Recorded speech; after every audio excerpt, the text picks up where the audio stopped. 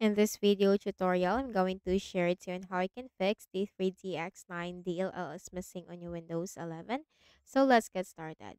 First is you have to know your system type. So go to the Windows search bar and type system info. Click on it under the best match. Know your system type and then open a browser.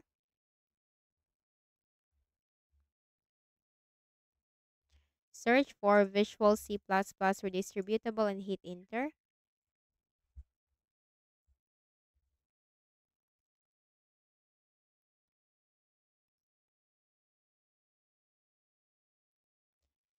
Click on the first option. Scroll down and you have to click the download link corresponding to your system type.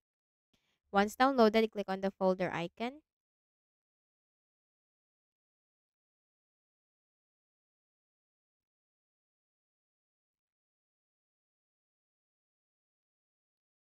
And then right click or simply double click on it.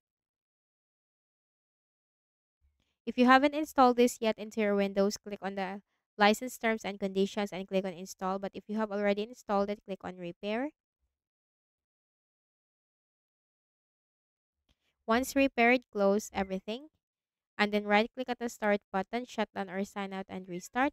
You can also try to reinstall the program that is giving you the error. Click on the start button and go to settings. From the list of options on the left pane, click on apps. Click on installed apps. Locate the application that is giving you the error, click on the three dots and select uninstall and simply reinstall it into your Windows.